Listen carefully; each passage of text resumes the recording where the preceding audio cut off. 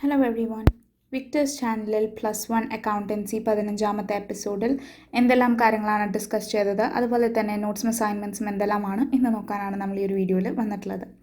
അപ്പോൾ ആദ്യം തന്നെ റെക്കോർഡിംഗ് ഓഫ് ട്രാൻസാക്ഷൻസ് 2 എന്ന ചാപ്റ്ററിലേക്ക് നമ്മൾ കടന്നു. ആൻഡ് അതിൽ തന്നെ നമ്മൾ ഇന്ന് ആദ്യം ഡിസ്കസ് ചെയ്യാൻ പോകുന്ന topic special journals. Special journal is a journal that is used to record similar types of transactions. Special journals are also called day books or subsidiary books. Special journals approve economical and make divisions of labor possible. അപ്പോൾ special journal എന്ന് പറയുന്നത് ഒരു ജേർണലിൽ മൊത്തം ഒരു type of transaction, similar type of transaction ആണ് നമുക്ക് കാണാൻ സാധിക്കുക. സ്പെഷ്യൽ ജേർണൽസ് നമുക്ക് ഡേ ബുക്സ് അല്ലെങ്കിൽ സബ്സിഡിയറി ബുക്സ് എന്നും കൂടി പറയാൻ സാധിക്കും. ഇപ്പോൾ ലെഡ്ജറിൽ നമ്മൾ ഓരോ ടോപ്പിക് വൈസ് അല്ലെങ്കിൽ ഓരോ ട്രാൻസാക്ഷൻ്റെ ബിഹേവിയർ അനുസരിച്ച് നമ്മൾ സെപ്പറേറ്റ് ചെയ്യുന്നത് പോലെ ഇവിടെ ഓരോ ജേർണലിലും ഓരോ ടൈപ്പ് ഓഫ് ട്രാൻസാക്ഷൻ ആയിരിക്കും നമ്മൾ റെക്കോർഡ് ചെയ്യുന്നത്. അപ്പോൾ നമുക്ക് എന്തായാലും അതിൻ്റെ മലയാളം നോട്ട്സ് നോക്കാം. പ്രത്യേക ജേർണലുകൾ. ഇനി നമ്മൾ നോക്കാൻ പോകുന്നത് സ്പെഷ്യൽ ജേർണൽസ് എന്ന് പറയുന്നത് ഏതൊക്കെ ടൈപ്സിലുണ്ട് എന്നുള്ളതാണ്. Cash book, purchases return book, sales return book, journal proper. അപ്പോൾ ഇത്രയുമാണ് സ്പെഷ്യൽ പേർപ്പസ് ബുക്സ് ആയിട്ട് നമ്മൾ പറയുന്നത്. അപ്പോൾ എന്തായാലും അതിൻ്റെ മലയാളം നോട്ട്സ് കൂടി നമുക്ക് നോക്കാം.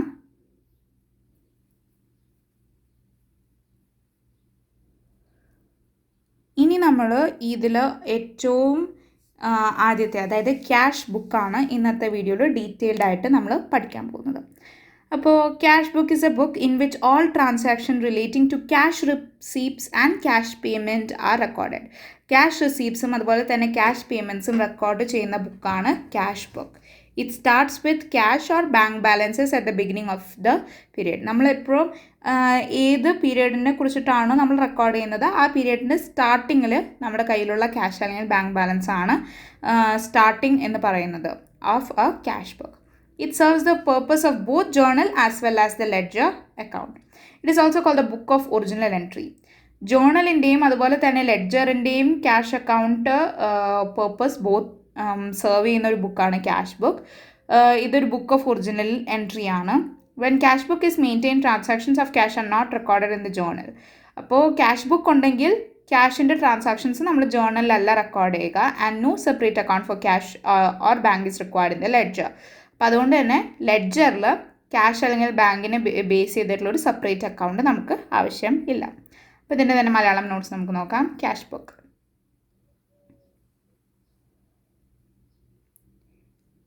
ഇനി ക്യാഷ് ബുക്സിൽ തന്നെ 3 ഡിഫറെൻറ്റ് ടൈപ്സ് ആണ് വരുന്നത്. Single column cash book, double column cash book, petty cash book.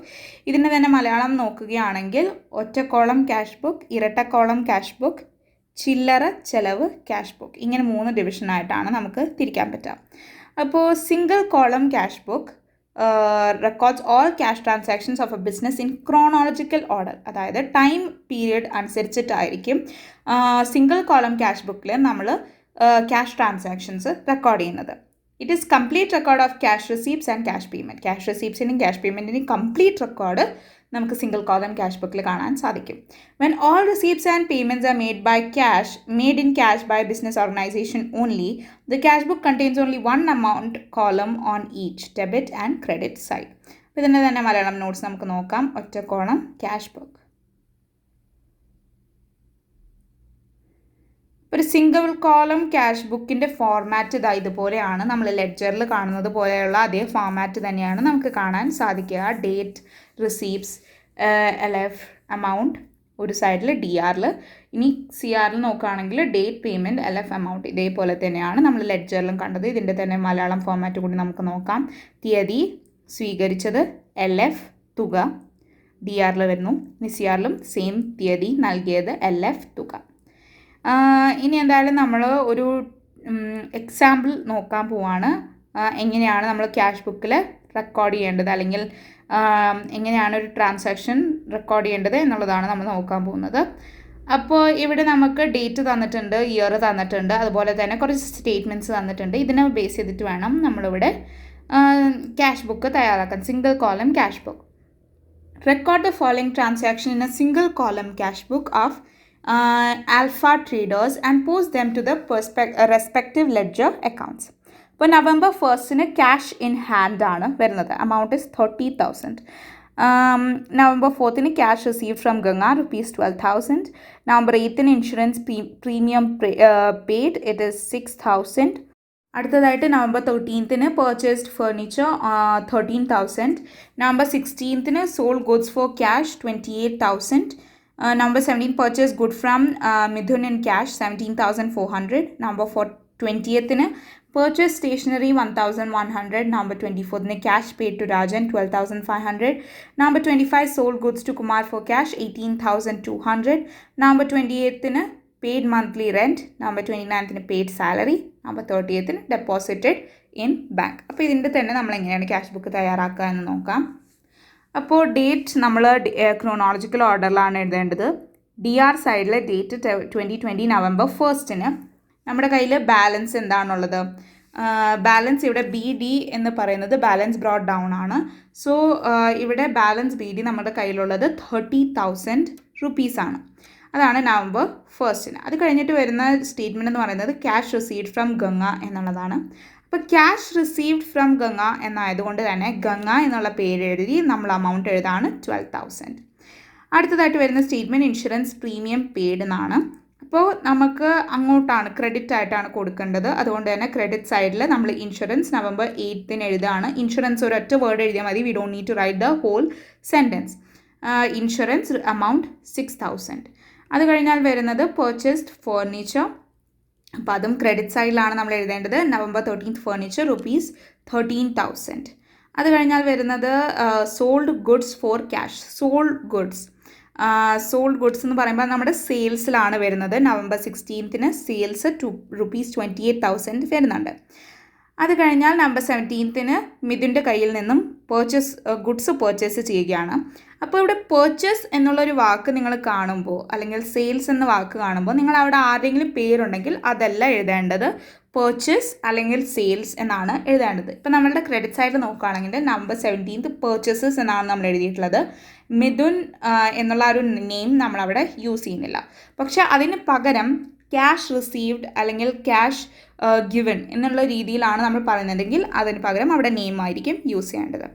Sales purchases എന്ന വേർഡ് കാണുകയാണെങ്കിൽ ആ വേർഡായിരിക്കും നമ്മൾ നമ്മുടെ കീവേഡായിട്ട് യൂസ് ചെയ്യുന്നത്. അപ്പോൾ നമ്മൾ പർച്ചേസസ് കണ്ടു. ഇനി അടുത്തതായിട്ട് വരുന്നത് പർച്ചേസ് സ്റ്റേഷനറി. അപ്പോൾ അതും സ്റ്റേഷനറി ആണ് നമ്മളവിടെ പർച്ചേസ് ചെയ്യുന്നത്. അവിടെ നമ്മൾ സ്റ്റേഷനറി എന്നെടുത്ത് പറയുകയാണ് ചെയ്യേണ്ടത്. കാരണം നോർമൽ ഗുഡ്സ് അല്ല, സ്റ്റേഷനറി ആണ് അല്ലെങ്കിൽ ഫേർണിച്ചർ ആണ് എന്നുണ്ടെങ്കിൽ നമുക്കത് സ്പെസിഫിക് ആയിട്ട് പറയാവുന്നതാണ്. So November 28th stationery 1,100 rupees. അത് കഴിഞ്ഞാൽ വരുന്നത് ക്യാഷ് പെയ്ഡ് ടു രാജൻ. അപ്പോൾ ഇവിടെ ക്യാഷ് പെയ്ഡ് ആണ് പറയുന്നത്. അതുകൊണ്ട് തന്നെ രാജൻ എന്നുള്ളൊരു പേര് നമ്മൾ എഴുതുകയാണ്. In credit side on November 24th 12,500. അത് കഴിഞ്ഞാൽ വരുന്നത് sold goods to Kumar for cash.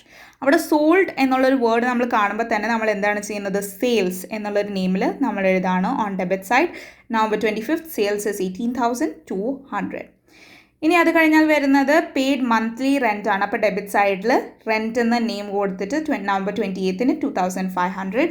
അത് കഴിഞ്ഞാൽ paid salary on November 29th. അപ്പോൾ സാലറി എന്നുള്ളതിൽ ക്രെഡിറ്റ് സൈഡിൽ 3,500. പിന്നെ അവസാനം November 30th നമുക്ക് ഡെപ്പോസിറ്റഡ് ഇൻ ബാങ്ക് എന്ന് കാണാം. സോ ബാങ്ക് എന്നുള്ളൊരു നെയിം കൊടുത്തിട്ട് നമ്മൾ എന്ത് ചെയ്യാണ്? 8,000 എന്നുള്ള എമൗണ്ട് നമ്മൾ എഴുതാണ്. ഇനിയിപ്പോൾ നമുക്ക് അവസാനമായിട്ട് എമൗണ്ട് രണ്ട് സൈഡിലും ഈക്വൽ ആക്കണം. സോ ഇവിടെ നമ്മൾ ക്രെഡിറ്റ് സൈഡ് മൊത്തം ആഡ് ചെയ്യുകയാണെങ്കിൽ ഒരിക്കലും നമുക്ക് 88,200 കിട്ടുകയില്ല. അതിന് നമ്മൾ ഒരു കോളം കൂടി ആഡ് ചെയ്യുകയാണ്. November 30th balance CD 24,200. അതെങ്ങനെയാണ്? ഇവിടെ ബാലൻസ് CD എന്ന് പറയുന്നത് ബാലൻസ് ക്യാരി ഡൗൺ ആണ്. അടുത്ത മാസത്തേക്കുള്ള ബാലൻസ് BD ആണ് ഈ ബാലൻസ് CD എന്ന് പറഞ്ഞ് നമ്മൾ അവസാനമായിട്ട് കൊടുക്കുന്നത്. ദിസ് ഈസ് നമ്മളുടെ കയ്യിൽ ഡെബിറ്റ് സൈഡിൽ നമുക്ക് കിട്ടിയ ടോട്ടൽ എമൗണ്ട് മൈനസ് ക്രെഡിറ്റ് സൈഡിൽ ഈ ബാലൻസ് CD ഒഴികെയുള്ള ബാക്കി എല്ലാം ആഡ് ചെയ്ത് നമുക്ക് കിട്ടുന്ന ഒരു എമൗണ്ട്. ഇത് രണ്ടും കൂടിയുള്ള ഡിഫറൻസ് ഇത് രണ്ടിൻ്റെയും ഡിഫറൻസ് നമ്മൾ കണ്ടുപിടിക്കുകയാണെങ്കിൽ അതാണ് നമുക്ക് ബാലൻസ് CD ആയിട്ട് ലഭിക്കുക. സോ നമുക്കറിയാം ടോട്ടൽ എമൗണ്ട് എന്ന് പറയുന്നത് ഡെബിറ്റിൽ 88,200 ആണ്. നമ്മൾ ഈ ക്രെഡിറ്റ് സൈഡിൽ ബാലൻസ് CD ഒഴികെയുള്ള ബാക്കിയെല്ലാം ആഡ് ചെയ്യുകയാണെങ്കിൽ വിൽ ഗെറ്റ് 64,000. അപ്പോൾ 88,200 മൈനസ് 64,000 നമുക്ക് ചെയ്യുകയാണെങ്കിൽ വിൽ ഗെറ്റ് ദ നമ്പർ 24,200. അതാണ് നമ്മുടെ അടുത്ത മാസത്തേക്കുള്ള ബാലൻസ് BD എന്ന് പറയുന്നത്. ഇവിടെ നമ്മൾ ബാലൻസ് CD ക്യാരി ഡൗൺ ആയിട്ട് എഴുതാണ്. ഇനിയിപ്പോൾ ആ ഒരു ബാലൻസ് CD ഉൾപ്പെടെ എല്ലാം കൂടി ആഡ് ചെയ്ത് നോക്കുകയാണെങ്കിൽ will get that 88,200 as A total amount. അപ്പോൾ അത് തന്നെ നമുക്ക് ഇവിടെ ഈ സബ്ട്രാക്ഷൻ ആൻഡ് ഡിഫറൻസസ് അതിൻ്റെ പ്രൊസീജിയേഴ്സ് ഒന്നും എഴുതേണ്ട ആവശ്യമില്ല. It will be totally looking like this. നമ്മളെല്ലാം ആഡ് ചെയ്തതിന് ശേഷം ഇതുപോലെ ആയിരിക്കും നമ്മൾ എഴുതേണ്ടത്. ഇവിടെ DRൻ്റെ താഴെയായിട്ട് December 1st ബാലൻസ് BD 24,200 എന്ന് കൂടി നമ്മൾ ആഡ് ചെയ്ത് എഴുതി വെച്ചിട്ടുണ്ട്. അപ്പോൾ ഇതുപോലെ ആയിരിക്കും നിങ്ങളുടെ ഫൈനൽ ക്യാഷ് ബുക്ക് വരുന്നത്. അപ്പോൾ എന്തായാലും നിങ്ങൾക്കത് മനസ്സിലായെന്ന് വിചാരിക്കുന്നു. ഇനി നമുക്ക് ഈ ക്യാഷ് ബുക്ക് സെപ്പറേറ്റ് ചെയ്ത് ലെഡ്ജർ ഫോമിലേക്ക് ആക്കി നോക്കാം. അപ്പോൾ ആദ്യം തന്നെ ഗംഗാസ് അക്കൗണ്ടിലേക്ക് ക്രെഡിറ്റ് സൈഡിൽ November 4th ക്യാഷ് 12,000 എഴുതുകയാണ്.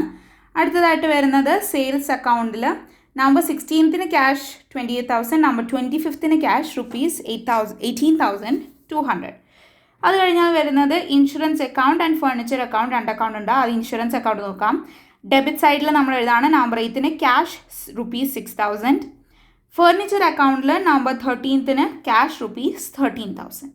അപ്പോൾ ഇത്രയും കാര്യങ്ങളാണ് നമ്മൾ ആ ഒരു വീഡിയോയിൽ ആ ഒരു എപ്പിസോഡിൽ ഡിസ്കസ് ചെയ്തത്. ആൻഡ് ഇനി എന്തായാലും നമുക്ക് നമ്മുടെ അസൈൻമെൻറ്റ് കൂടി നോക്കാം. അപ്പോൾ അസൈൻമെൻറ്റ് എന്ന് പറയുന്നത് നിങ്ങളൊരു ക്യാഷ് ബുക്ക് തയ്യാറാക്കുക. Single column cash book of metro traders ആണ് ഇവിടെ നിങ്ങൾ തയ്യാറാക്കേണ്ടത്. ആൻഡ് അത് കഴിഞ്ഞിട്ട് റെസ്പെക്റ്റീവ് ലെഡ്ജർ അക്കൗണ്ടിലേക്ക് അതിനെ സ്പ്ലിറ്റ് ചെയ്യണം. അപ്പോൾ ഇവിടെ നമ്മൾ നോക്കുകയാണെങ്കിൽ January 1st 2021 cash in hand എന്ന് പറയുന്നത് 10,000 ആണ്. January 5th purchase good rupees 7,000. January 8th cash received from Raghu 16,000. January 13th purchase machinery 11,000. January 15th sold goods to Rekha for cash rupees 25,000. January 17th withdrew from bank for office use rupees 2,000. January 21st purchased stationery for rupees 1,000. January 23rd cash sales rupees 12,000. January 24th purchased goods from Raju for cash 6,000. January 15th sold machinery rupees 5,000. January 27th paid salary rupees 3,000. January 28th deposited in bank rupees 7,000. January 29th interest received rupees 2,000. January 30th cash paid to Raju rupees 4,000. ഇതാണ് നമുക്ക് തന്നിരിക്കുന്ന information. ഇത് വെച്ചിട്ട് നമ്മൾ cash book തയ്യാറാക്കണം. അപ്പോൾ നമ്മൾ metro traders cash book എന്ന് എഴുതി. അപ്പോൾ ആദ്യം തന്നെ നമുക്ക് പറഞ്ഞിട്ടുള്ളത് ക്യാഷ് ഇൻ ഹാൻഡ് ആണ്. അപ്പോൾ നമ്മുടെ ബാലൻസ് ബ്രോട്ട് ഡൗൺ ആണ് നമ്മൾ ആദ്യം എഴുതുക. So January 1st balance BD is equal to 10,000 ആണ് നമുക്ക് എമൗണ്ട് ആയിട്ട് കൊടുക്കേണ്ടത്. അത് കഴിഞ്ഞാൽ January 5th പർച്ചേസ്ഡ് ഗുഡ്സ്. അപ്പോൾ നമ്മൾ എന്താണ് പർച്ചേസസ് എന്നുള്ള പേരിലാണ് എഴുതുന്നത് rupees 7,000 ഇൻ ക്രെഡിറ്റ് സൈഡ്. അത് കഴിഞ്ഞാൽ ക്യാഷ് റിസീവ്ഡ് ഫ്രം രഘു. അപ്പോൾ ഇവിടെ സോൾഡ് ടു രഘു അല്ലെങ്കിൽ ബോട്ട് ഫ്രം രഘു എന്നല്ല പറയുന്നത്, ക്യാഷ് റിസീവ്ഡ് ഫ്രം രഘു എന്നാണ്. അതുകൊണ്ട് തന്നെ രഘു എന്നുള്ളൊരു പേര് നമ്മൾ പെർട്ടിക്കുലർലി എഴുതിയിട്ട് 16,000 rupees എന്ന് എഴുതുകയാണ്. Then purchase machinery. ഇവിടെ പർച്ചേസസ് എന്നല്ല എഴുതേണ്ടത്, കാരണം ഇവിടെ പെർട്ടിക്കുലർലി മെഷീനറി എന്ന് പറയുന്നുണ്ട്. അതുകൊണ്ട് തന്നെ മെഷീനറി എന്നുള്ള നെയിമിലാണ് ക്രെഡിറ്റ് സൈഡിൽ നമ്മൾ rupees 11,000 കൊടുക്കുന്നത് ഫോർ January 13th. അത് കഴിഞ്ഞാൽ January 15th sold goods to Rekha for cash rupees 25,000. അപ്പോൾ ഇവിടെ നമുക്ക് രേഖ എന്നുള്ളൊരു പേര് വേണ്ട, സോൾഡ് ഗുഡ്സ് എന്നാണ്. അപ്പോൾ ഇവിടെ സെയിൽസ് ആയിട്ടാണ് വരിക. On debit side sales January 15th rupees 25,000. അത് കഴിഞ്ഞാൽ January 17th withdrew from bank for office use rupees 2,000. അപ്പോൾ January 17th on debit side bank എന്ന് എഴുതാണ് rupees 2,000. അത് കഴിഞ്ഞാൽ വരുന്നത് January 21st purchase of stationery ആണ്. അപ്പോൾ അവിടെ നമ്മൾ സ്റ്റേഷനറി എന്നുള്ളൊരു കോളം കൊടുക്കുകയാണ് in credit side January 21st 1,000 rupees. പിന്നെ വരുന്നത് ക്യാഷ് സെയിൽസ് ആണ്. അപ്പോൾ നമ്മളവിടെ സെയിൽസ് എന്ന് പറഞ്ഞ അക്കൗണ്ട് ഡെബിറ്റിൽ സെയിൽസ് കൊടുക്കുകയാണ് rupees 12,000. പിന്നെ വരുന്നത് purchase goods from Raju for cash. രാജുവിൻ്റെ കയ്യിൽ നിന്നും ഗുഡ്സ് പർച്ചേസ് ചെയ്തു, പക്ഷേ ഇവിടെ നമ്മൾ ആ രാജു എന്നുള്ള പേര് ഡിനൈ ചെയ്യുകയാണ്. അതിന് പകരം പർച്ചേസ് എന്നുള്ള വേർഡ് മാത്രം കൊടുക്കുകയാണ്. ക്രെഡിറ്റിൽ purchases rupees 6,000 on January 24th. അത് കഴിഞ്ഞാൽ 25th sold machinery four rupees 5,000. അപ്പോൾ നമ്മൾ മെഷീനറി എന്നുള്ളൊരു നെയിം ഡെബിറ്റ് സൈഡിൽ കൊടുക്കുകയാണ്. ജാനുവരി 25 5,000 rupees. അത് കഴിഞ്ഞാൽ വരുന്നത് paid salary. Again on credit side നമ്മൾ സാലറി എന്നുള്ള നെയിം കൊടുക്കുകയാണ്. ജാനുവരി 27 3,000 rupees. അത് കഴിഞ്ഞാൽ ജാനുവരി 20 ഡെപ്പോസിറ്റഡ് ഇൻ ബാങ്ക്. അപ്പോൾ ബാങ്ക് എന്നുള്ളത് നമ്മൾ ക്രെഡിറ്റ് സൈഡിൽ കൊടുക്കുകയാണ്. ജാനുവരി 20 7,000 rupees. ആൻഡ് അത് കഴിഞ്ഞാൽ വരുന്നത് ഇൻട്രസ്റ്റ് റിസീവ്ഡ് ആണ്. അപ്പോൾ അത് ഡെബിറ്റ് സൈഡിൽ നമ്മൾ ഇൻട്രസ്റ്റ് എന്ന പേര് കൊടുക്കുകയാണ്. January 29 rupees 2,000. Finally cash paid to Raju. അപ്പോൾ നമ്മൾ ക്യാഷ് പെയ്ഡ് എന്ന വാക്ക് ഉള്ളത് കൊണ്ട് തന്നെ രാജു എന്നുള്ള പേര് കൊടുക്കുകയാണ്. ക്രെഡിറ്റ് സൈഡിൽ ജാനുവരി 30 4,000 rupees. അപ്പോൾ ഇനി നമ്മൾ ചെയ്യേണ്ടത് balance carried down, balance C D നമ്മൾ കണ്ടെത്തണം. അപ്പോൾ നമ്മൾ ഈ ഡെബിറ്റ് സൈഡിൽ നോക്കുകയാണെങ്കിൽ ടോട്ടൽ എമൗണ്ട് നമുക്ക് 72,000 ആയിരിക്കും കിട്ടുന്നത്. സോ 72,000 മൈനസ് ക്രെഡിറ്റ് സൈഡിൽ ബാലൻസ് സി ഡി ഒഴികെയുള്ള ബാക്കിയെല്ലാം ആഡ് ചെയ്ത് കഴിഞ്ഞാൽ നമുക്ക് കിട്ടുന്നത് 39,000 ആയിരിക്കും. So 72,000 minus 39,000 is 33,000. അപ്പോൾ ജാനുവരി 30 ബാലൻസ് സി ഡി വരുന്നത് 33,000 ആയിരിക്കും. ഇനി ഇത് ആഡ് ചെയ്ത് കഴിഞ്ഞാൽ നമുക്ക് 72,000 rupees ടോട്ടലി കിട്ടുന്നതായിരിക്കും. ഫൈനലി ഓൺ ഡെബിറ്റ് സൈഡ് നമ്മൾ ഫെബ്രുവരി 1 ഡേറ്റ് എടുത്തിട്ട് ബാലൻസ് ബി ഡി, അതായത് ബാലൻസ് ബ്രോട്ട് ഡൗൺ, നമ്മൾ അമൗണ്ട് എഴുതാണ് 33,000. അപ്പോൾ നമ്മളിവിടെ ക്യാഷ് ബുക്ക് റെഡിയാക്കിയിട്ടുണ്ട്. ഇങ്ങനെയാണ് നമ്മൾ ഈ ഒരു അസൈൻമെൻറ്റിൽ ക്യാഷ് ബുക്ക് തയ്യാറാക്കുക. ഇനി നമുക്ക് എന്തായാലും ലെഡ്ജറിലേക്ക് ഇത് തരംതിരിച്ച് എഴുതാം. ആദ്യം തന്നെ രഘൂസ് അക്കൗണ്ട് 2021 ജാനുവരി 8 ക്യാഷ് ആണ്, ക്രെഡിറ്റ് സൈഡിലാണ് നമ്മൾ എഴുതുക. അമൗണ്ട് 16,000. ഇനി സെയിൽസ് അക്കൗണ്ട് നോക്കുകയാണെങ്കിൽ ജാനുവരി 15 ക്യാഷ് വരുന്നുണ്ട്, ജാനുവരി 23 ഉണ്ട്. സോ അത് രണ്ടും നമ്മൾ ക്രെഡിറ്റ് സൈഡിൽ എഴുതാണ്. Amount 25,000 and 12,000. ഇനി വരുന്നത് പർച്ചേസ് അക്കൗണ്ടിൽ ആദ്യം January 5 cash ₹7,000 and January 24 cash ₹6,000. ഇത് രണ്ടും നമ്മൾ ഡെബിറ്റ് സൈഡിലായിരിക്കും എഴുതുന്നത്. ദെൻ മെഷീനറി അക്കൗണ്ടിൽ ആദ്യം ജാനുവരി 5 ക്യാഷ് ഡെബിറ്റ് സൈഡിൽ 11,000 വരുന്നുണ്ട്. പക്ഷേ ജാനുവരി 25 നമ്മൾ അഗൈൻ മെഷീനറി അക്കൗണ്ടിൽ ക്യാഷ് ₹5,000 ക്രെഡിറ്റ് സൈഡിലാണ് എഴുതേണ്ടത്. Interest received on account credit സൈഡിൽ ജാനുവരി 29 ബേസ് ചെയ്തിട്ട് cash ₹2,000. Stationery account 2021 January 15 debit സൈഡിൽ ക്യാഷ് ₹1,000. സാലറി അക്കൗണ്ട് ഡെബിറ്റ് സൈഡിൽ January 27 cash ₹3,000. Raju's account 2021 January 30 cash ₹4,000. And finally bank അക്കൗണ്ടിലേക്ക് ഡെബിറ്റ് സൈഡിൽ ജാനുവരി ക്രെഡിറ്റ് സൈഡിൽ ജാനുവരി 17 ക്യാഷ് ₹2,000 ഉണ്ട്. And on debit side January 28 cash ₹7,000. അപ്പോൾ ഇത്രയും കാര്യങ്ങളാണ് നിങ്ങൾ ആ ഒരു അസൈൻമെൻറ്റിൽ ഇൻക്ലൂഡ് ചെയ്യേണ്ടത്. നിങ്ങൾക്ക് ഈ നോട്ട്സും അസൈൻമെൻറ്റ്സും എല്ലാം മനസ്സിലായെന്ന് വിചാരിക്കുന്നു. Don't forget to subscribe to my channel and ring the notification bell. See you on my next video. Thanks for watching. Bye-bye.